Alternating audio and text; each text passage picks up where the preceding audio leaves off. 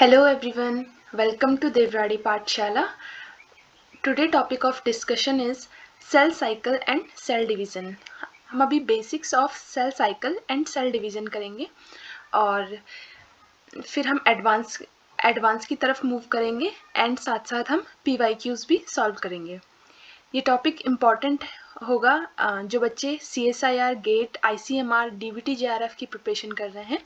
साथ ही साथ MSc स्टूडेंट्स और BSc स्टूडेंट्स के लिए भी ये टॉपिक बहुत इम्पॉर्टेंट है। So let's proceed. Cell cycle के बारे में पढ़ेंगे। Where a cells arises, there must be a previous cell, just as animals can only arise from animals and plants from plants. This statement, which appears in a book written by a German pathologist, Rudolf Virchow, in 1858, carries with it a profound message for the continuity of life. So guys, इस point का meaning बताने से पहले मैं आपको एक important बात बताना चाहती हूँ कि जैसे अगर आप लोगों को सबको वैसे पता होगा कि cell theory, basic cell theory हमारी किसने दी थी? स्केलेरन एंड सॉन ने दी थी, लेकिन उसको थोड़ा सा एक्सटेंड किया हुआ था रुडोल्फ विर्चो ने। इन्होंने अपने स्टेटमेंट में क्या दिया था? उन्होंने ये बताया था कि सेल जो है वो अराइज होता है प्रीवियस सेल से, ठीक है। जस्ट लाइक एनिमल सेल सिर्फ एनिमल सेल से ही अराइज हो सकता है, जो प्री एग्जिस्टिंग कर रहा हो उसी से अराइज होगा। सेम प्लांट के साथ भी यही केस है, वो सिर्फ प्लांट से होगा, ऐसा नहीं कि प्लांट एनिमल से हो रहा है, राइट।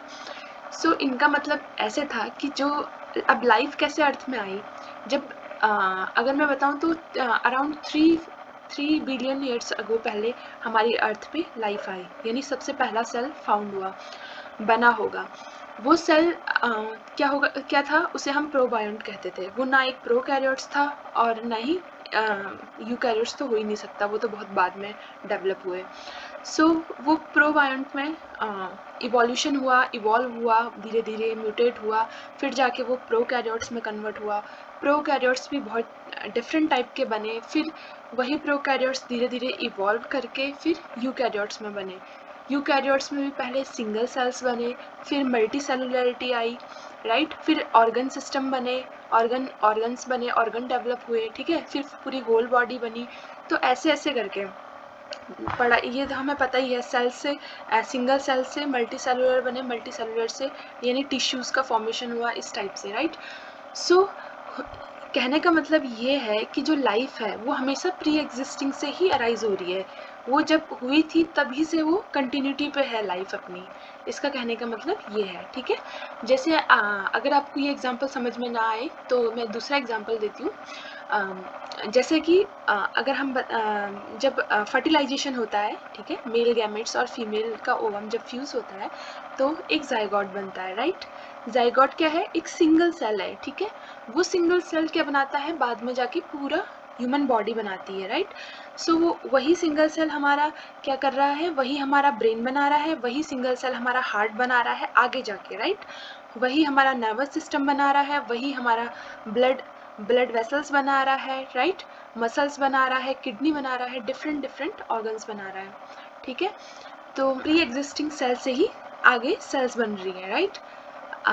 आई होप कि आप लोगों को समझ में आया होगा sentence, okay. So let's proceed. अब हम आगे पढ़ते हैं। A cell reproduce by carrying out an orderly sequence events in which it duplicates its content and then divides in two.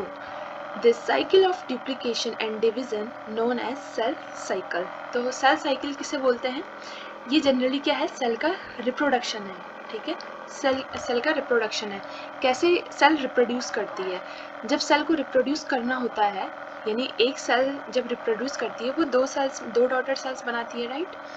तो उसे क्या करना होता है? अपने कंटेंट को डुप्लीकेट करना होता है। फिर चाहे वो उसका जीनोम हो पूरा, राइट, या उसके ऑर्गेनल्स हो। ऑर्गेनल्स फॉर एग्जांपल माइटोकॉन्ड्रिया हो गए, पेरोक्सीसोम्स, लाइसोसोम्स, राइट, गोल्जी एपरेटस हो गए, है ना। तो ये डिफरेंट टाइप के जो भी ऑर्गेनल्स हैं उनको भी उसे डुप्लीकेट करना पड़ता है। जैसे अगर माना माइटोकॉन्ड्रिया उसके पास 50 है या 51 है तो उसे डुप्लीकेट करके 100 करने पड़ेंगे, राइट। तभी वो दो डॉटर सेल में उसे इक्वली डिवाइड कर सकता है। Next, the detail of the cell cycle vary from organism to organism, right? And at different times in an individual's organism life. हमारे cell cycle organism to organism तो vary करती ही है, साथ ही साथ डिफरेंट टाइम में ऑफ इंडिविजुअल लाइफ में भी वो करती है. जैसे हम जब बचपन में थे, राइट, जब एम्ब्रायो तक बने तो हमारे अंदर सेल का ग्रोथ बहुत फास्ट होता था, राइट, सेल डिवीज़न बहुत फास्ट. अब एक एज तक यानी प्यूबर्टी के टाइम तक हमारे अंदर बहुत ज़्यादा क्या होता है, सेल डिवीज़न होता है, राइट, हमारी ग्रोथ होती है. लेकिन एक पर्टिकुलर टाइम के बाद यानी 20-21 के बाद, एज के बाद हमारे अंदर क्या नहीं होता है, वो डिवीज़न नहीं होता, हमारी हाइट नहीं बढ़ती है फिर, राइट. तो वही कह रहा है कि एक डिफरेंट टाइम के बाद इंडिविजुअल्स की लाइफ में भी ये अफेक्ट करता है सेल साइकिल. नेक्स्ट है, the most basic function of the cell cycle is to duplicate accurately the vast amount of DNA in the chromosome and then to segregate the DNA into genetically identical daughters such that each cells receive a complete copy of the entire genome. So सबसे basic और most important function है कि कैसे हम accurately इतना vast amount of DNA को duplicate किया जाए. ठीक है, सेल के लिए ये बहुत बड़ा टास्क होता है क्योंकि डीएनए ही एक ऐसा है जिसमें क्या है, हमारी जेनेटिक इन्फॉर्मेशन है. अगर इसमें थोड़ी भी कुछ गड़बड़ी हो गई है तो वो जो नेक्स्ट जनरेशन में जो डीएनए पास होगा वो क्या होगा, म्यूटेटेड डीएनए बोलेंगे हम. और मे बी वो क्या कर सकता है, हार्म कर सकता है, हार्म कॉज कर सकता है, राइट. सो इसीलिए इसको एक्यूरेटली डुप्लीकेट करना बहुत ज़रूरी है. और डुप्लीकेट के साथ साथ सेग्रीगेशन यानी सेपरेशन भी बहुत ज़रूरी है. यानी कि दोनों डॉटर सेल को इक्वल डीएनए मिलना चाहिए. ऐसा नहीं कि एक पे ज़्यादा डीएनए चले गया और एक पे कुछ गया ही नहीं, राइट. सो डीएनए का सेग्रीगेशन भी प्रॉपर होना चाहिए. इससे भी क्या हो जाएगा, सेल की डेथ हो जाएगी अगर प्रॉपर सेग्रीगेशन नहीं हुआ तो. Next, the duration of the cell cycle varies greatly from one cell type to another. In a frog, the early embryo cell divides every 30 minutes, right? frog में क्या होता है, embryo के टाइम पे हर 30 minutes में सेल डिवाइड करेंगी. लेकिन वही अगर मैमेलियन की फाइब्रोब्लास्ट सेल्स ली जाए तो वो once a day, ठीक है, यानी 24 आवर्स में ये एक बार डिवाइड करती हैं. तो ड्यूरेशन ऑफ सेल साइकिल जो है सेल के टाइप पे डिफर कर जाती है. ठीक है, जैसे कि इस गिवन टेबल में दिया हुआ है, ये सेल टाइप है और ये सेल साइकिल की टाइमिंग है. So early frog embryo cells जो है वो 30 मिनट्स में डिवाइड करती हैं. ईस्ट सेल की बात करें तो वो 1.5 आवर्स लेती हैं. मैमेलियन इंटेस्टिनल एपिथेलियल सेल्स के बारे में बताएं तो वो अराउंड 12 आवर्स लेती हैं. और मैमेलियन फिब्रोब्लास्ट इन कल्चर तो ये अराउंड 20 आवर्स लेते हैं. यानी इसका जो सेल साइकिल का जो कंप्लीट टाइम है, यानी पूरा डिवाइड करने का टाइम है, पहले अपने कंटेंट को डुप्लीकेट करना है सेल को और देन उसे दोनों डॉटर सेल्स को बराबर में डिवाइड करना है. तो वो पूरा टाइमिंग कितना है इनका वो यहाँ पे दिया हुआ है, राइट. यहाँ पे फिगर दिया हुआ है, cell reproduce by duplicating their content and divided into 2. A process is called as cell cycle. तो यहाँ पे पूरी सेल साइकिल दी हुई है. ये देखो, ये डॉटर सेल्स हैं और ये डॉटर सेल पहले क्या करेंगी, पहले अपना ग्रोथ करेंगी, अपना एक प्रॉपर साइज गेन करेंगी और क्रोमोसोम को डुप्लीकेट करेंगी. क्रोमोसोम के साथ साथ ही अपने ऑर्गेनल्स को भी डुप्लीकेट करेंगी. ठीक है, यहाँ पे सिर्फ क्रोमोसोम दिखा रखे हैं. फिर वो क्या करेगा, फिर अगर एक बार प्रॉपर साइज आ गया है, प्रॉपर डुप्लीकेशन हो चुका है विदाउट एनी एरर, देन ये क्या करेगी, ये क्रोमोसोम का सेग्रीगेशन होगा. ठीक है, क्रोमोसोम का सेग्रीगेशन होगा तो सबसे पहले न्यूक्लियस डिवाइड करेगा. यहाँ पे ये न्यूक्लियस है. ठीक है, मैं बना देती हूँ, दिस इज न्यूक्लियस. ओके, तो सबसे पहले क्या होता है, न्यूक्लियस डिवाइड करता है एंड देन उसके बाद क्या होता है, साइटोकाइनेसिस. न्यूक्लियस के डिवीजन को हम कैरियोकाइनेसिस बोलते हैं. और फिर लास्ट में सेल डिवीजन होता है, यानी साइटोकाइनेसिस होता है. सेल डिवाइड होंगे और 2 डॉटर सेल्स में कन्वर्ट हो जाएंगे. नेक्स्ट पॉइंट है, the 2 most dramatic events in the cell cycle are when the nucleus divides. A process is called mitosis.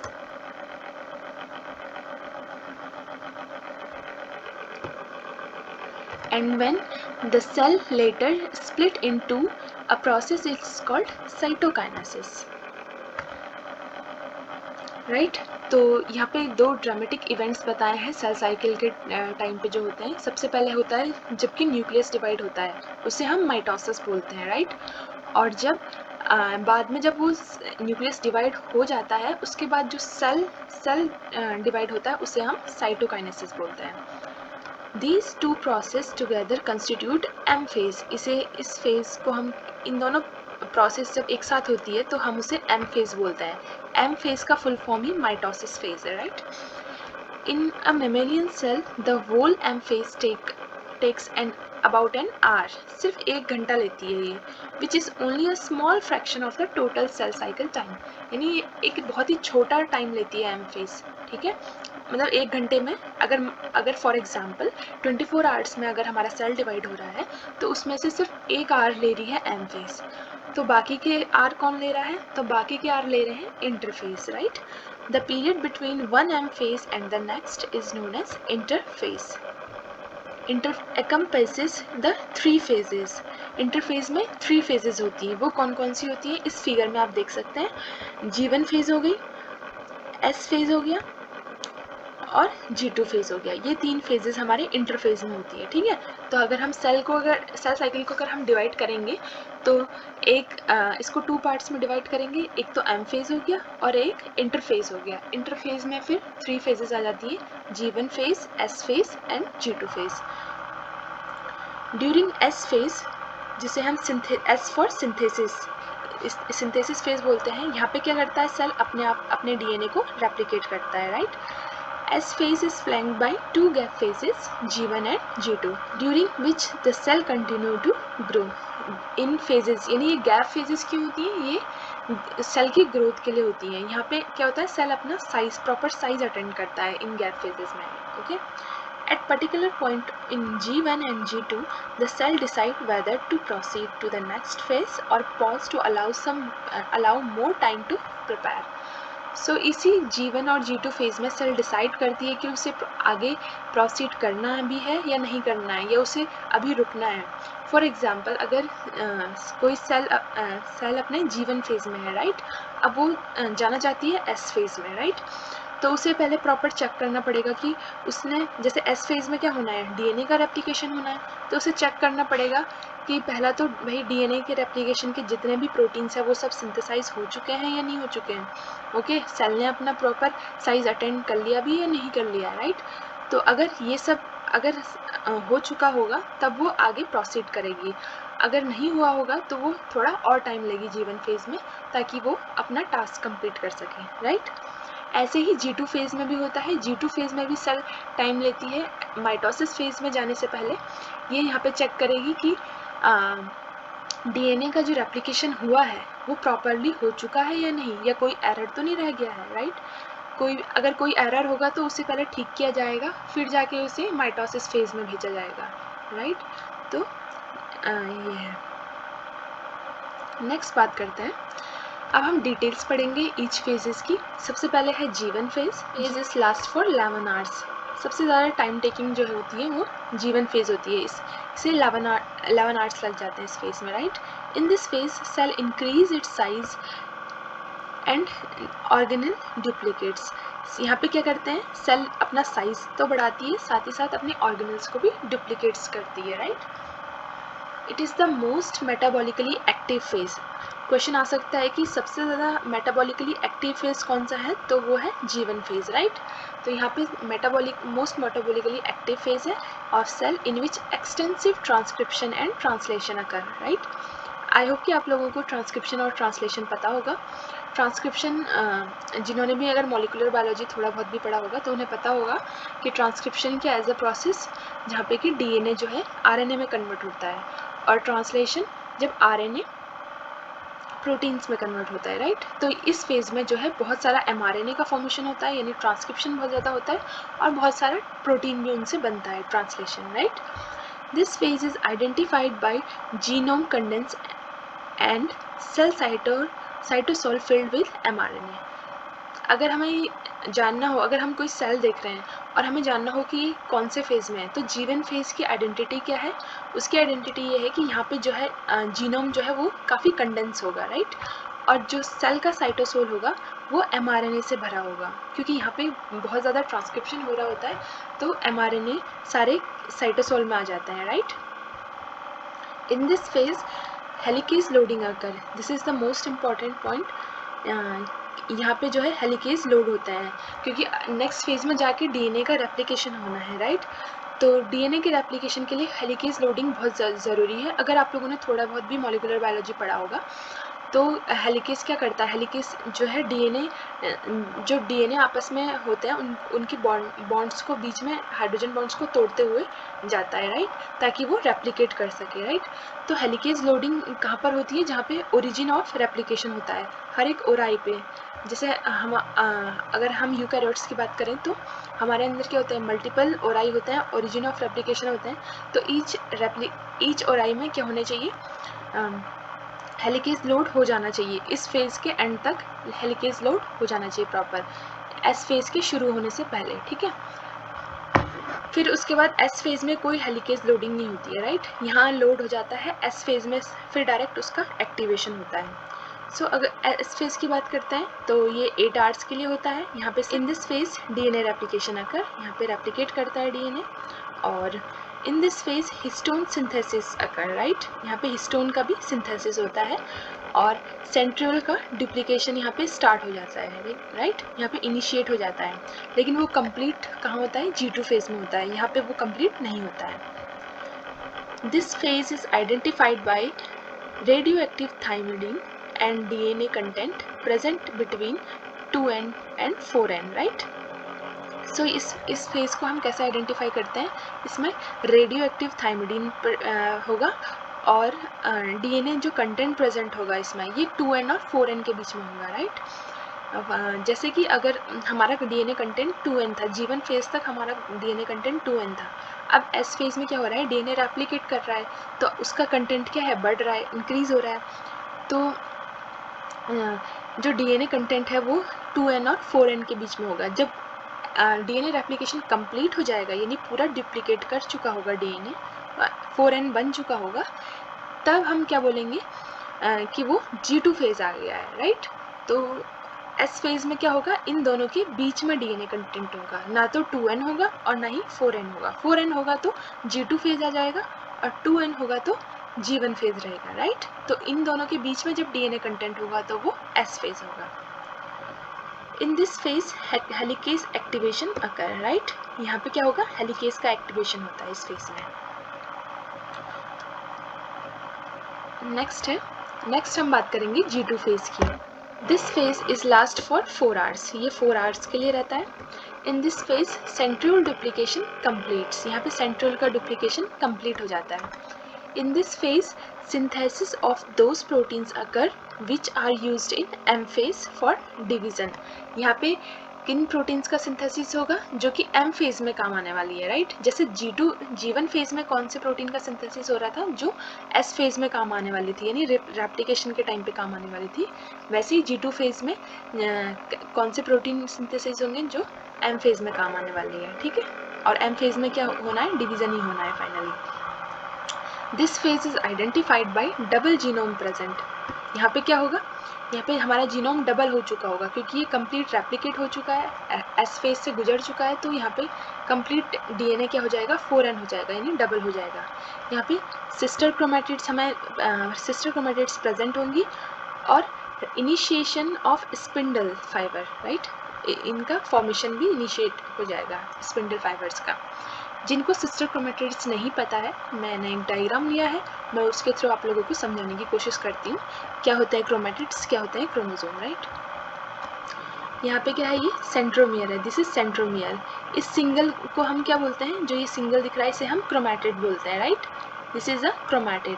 और क्रोमोसोम किसको बोलते हैं, इस पूरे पेयर को हम क्रोमोसोम बोलते हैं, राइट।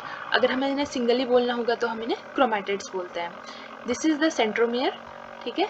और इन जो आपस में जो पेयर करते हैं, जैसे ये दो क्रोमोसोम आपस में पेयर कर रहे हैं, तो इन्हें हम होमोलोगस क्रोमोसोम बोलेंगे। अब क्या होता है, ये तो स्थिति होती है हमारी G1 फेज में। G1 फेज में ऐसे रहते हैं। जब S फेज से गुजरती है तो रेप्लिकेशन हमारा कंप्लीट हो जाएगा, एस फेज कंप्लीट होगा तो हमारा रेप्लिकेशन कंप्लीट हो जाएगा। देन G2 फेज में हमें कुछ इस टाइप से दिखेगा। यहाँ पे हमें सिस्टर क्रोमेटिड्स दिखेंगे, these are called sister chromatids. ये इसकी एग्जैक्ट कॉपी है, राइट।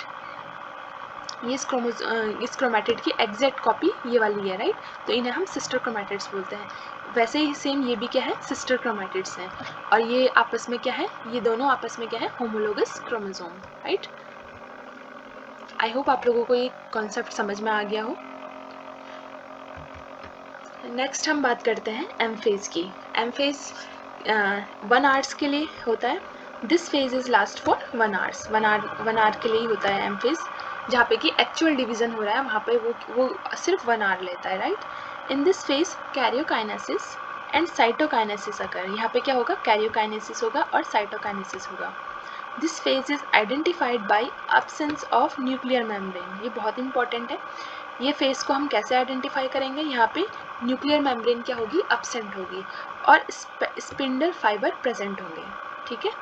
न्यूक्लियर मेम्ब्रेन इस फेज में आते ही क्या हो जाएगी, एब्सेंट हो जाएगी और स्पिंडल फाइबर यहाँ पे दिखने लग जाएंगे, राइट। सो ये था सेल साइकिल और सेल डिवीजन का बेसिक्स। अब हम क्वेश्चन कर लेते हैं। ये क्वेश्चन आया है CSIR नेट दिसंबर 2015 में, राइट। सो क्वेश्चन क्या है, in eukaryotic replication helicase loading occur at all replicators during. यानी यूकैरियोट के रेप्लिकेशन में जो हेलिकेज लोडिंग होती है वो होती है रेप्लिकेटर्स में। रेप्लिकेटर्स का मतलब है कि जो ओरिजिन, जहाँ से ओरिजिन होना है रेप्लिकेशन का, वो कौन से फेज में होता है, ठीक है। तो हमने पढ़ा था अभी वो कौन से फेज में होता है, G1 फेज में, राइट। तो इसका आंसर क्या हो जाएगा, G1 फेज, राइट। तो इसका आंसर क्या हो जाएगा, G1 फेज। इफ अगर क्वेश्चन पूछते हैं कि हेलिकेज लोडिंग तो हो गई है, लेकिन अगर हेलिकेज का एक्टिवेशन पूछ लेते कि हेलिकेज का एक्टिवेशन कहाँ होगा, देन हमारा आंसर क्या होता है, एस फेज। एस फेज में क्या होता है, हेलिकेज का एक्टिवेशन होता है। लोडिंग हमारी G1 फेज में होती है और एक्टिवेशन एस फेज में, राइट। सो गाइस, ये था बेसिक्स ऑफ सेल साइकिल। और नेक्स्ट अब हम पढ़ेंगे एडवांस लेवल का सेल साइकिल और सेल डिवीजन, ठीक है। और साथ ही साथ PYQs भी सॉल्व करेंगे, ठीक है। और वीडियो पसंद आया होगा तो इसे लाइक ज़रूर करें, शेयर करें अपने दोस्तों के साथ में और मेरे चैनल को सब्सक्राइब करें। कोई भी डाउट होगा तो आप कमेंट सेक्शन में पूछ सकते हैं। So thank you so much guys, meet you in the next video.